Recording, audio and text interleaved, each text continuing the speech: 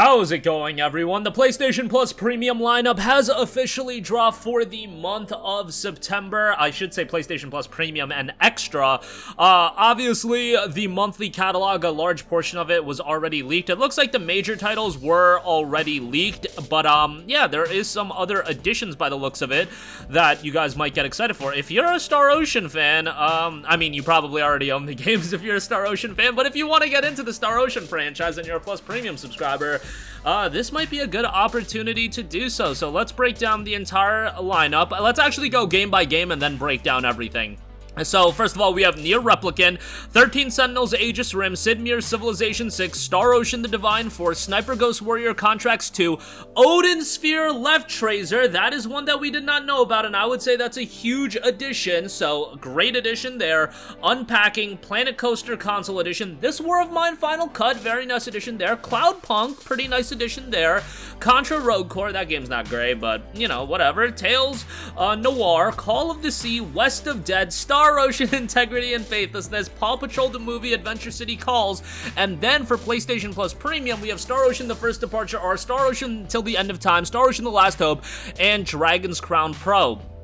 What I've noticed is, like, Sony seems to work with a core number of developers and publishers, and really nice to get all of those publisher and developers games on the platform, because if you break down this month's catalog of games, a lot of Square Enix representation. Like, we've been seeing that every month, but also they added every Vanillaware game outside of Muramasa the Demon's Blade, which isn't available on PlayStation 4 or 5, to the service as well, which is kind of wild to think about. But again, let's break down the monthly catalog game by game. Nier Replicant, so this is a remake of the 2010 Nier title. It is not as good as Nier Automata, let's be frank about that. I still think it's a really strong game. I think the music is still excellent. I think the gameplay is pretty good, not as good as Automata, and the characters are pretty strong. However, visually, the game absolutely shows its age, even though it is this updated release. Maybe saying remake is a little bit too much of a stretch, but you know, visuals aren't crazy, but I think the strengths of the game definitely outweigh the negatives, and it's still a worthwhile addition to the library. 13 Sentinels Aegis Rim.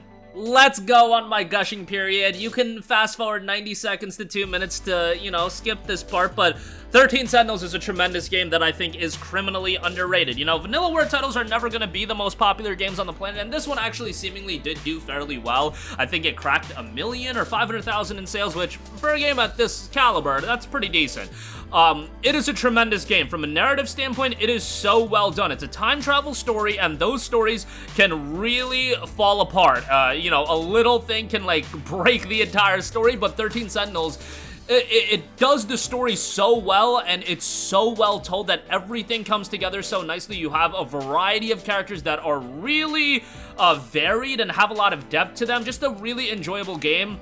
I wasn't crazy about the tactics-based gameplay, but it was fine, and even if you're not a big fan of that gameplay, you can set the game to easy mode, and you can just breeze through it. So, I mean, if you want to focus on the good elements of the game, at least the strongest elements of the game, in my opinion, visuals, soundtrack, narrative, those elements are killer and so strong in this game, and it still goes for a decently high price. Like, we're talking $25 on sale on the PlayStation Store, so it added to the subscription service is pretty notable. Same goes for Nier Replicant. Sid Meier's Civilization 6 is the next edition.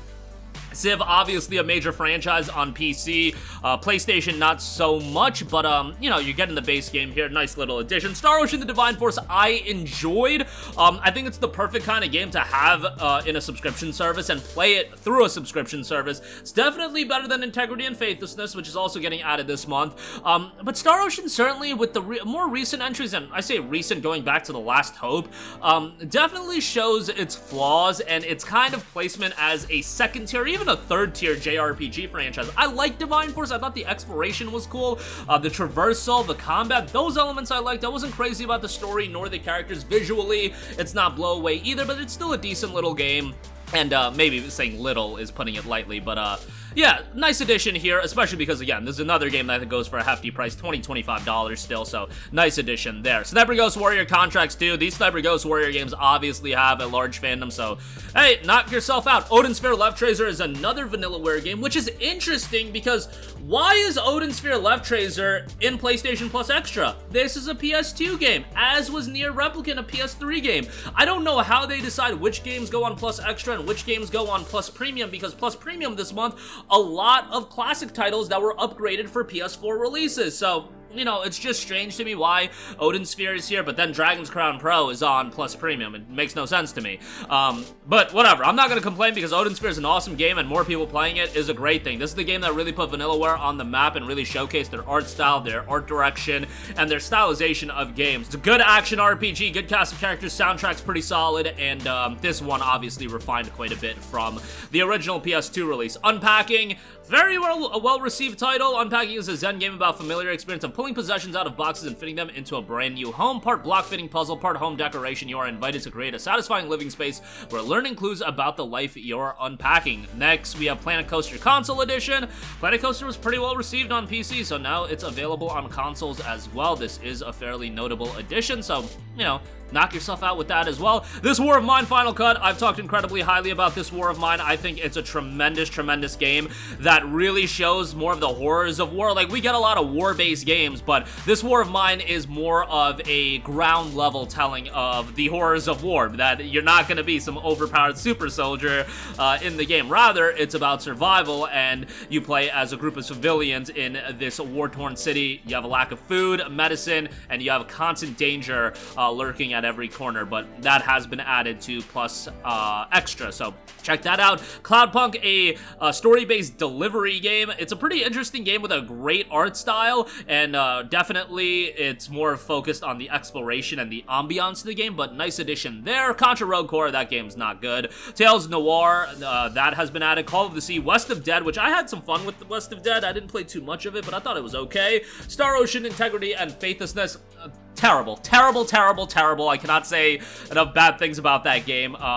Yeah, just unfortunate that that was like kind of Star Ocean's return after like a 5-6 year absence, and that's what we got. So that was a bummer. And then Paw Patrol the movie, Adventure City Calls, and then lastly, again, Plus Premium, Star Ocean First Departure R, which is a nice addition, Till the End of Time, Last Hope, and then Dragon's Crown Pro. The first 3 Star Ocean titles, actually no, that's Star Ocean 1, 3, and 4 that has been added on Plus Premium. Second Story is coming as a release in November, I believe, but that's not gonna get added to Plus Premium. Don't get too excited, unless, I mean, if Sony wants to add value to Plus Premium, that would be a way to do so. Getting a game like Star Ocean Second Evolution R on Plus Premium, that would be pretty insane, and I would be very happy about that, but, you know, we'll see about that. And then Dragon's Crown Pro added as well. Pretty solid game from Vanillaware. A lot of Japanese game love here. Like, guys, if you're not into Japanese titles, you're not going to get a lot of value out of Plus Extra and Premium by the looks of it. So, you know, we'll see how next month shakes out. I wouldn't say that this month is a justification of the up price. You don't have a day one title for September with Plus either, which is a bummer. I want to see more of that, but we'll see how things shake out. You know, okay lineup, but yeah, that'll do it for me. Sound off with all of your thoughts in the comment section down below. Thank you for watching, and goodbye. Hey guys, we hope you enjoyed the video, and if you did, make sure to hit the subscribe button, and if you're already subscribed, do us a favor and hit the bell icon. This way you'll be notified whenever we post a new video. That's the best way to keep up with all of our uploads, and we usually try to upload 2 videos a day. And with the bell icon hit, you'll be notified whenever we do upload a video. As always, thanks for watching.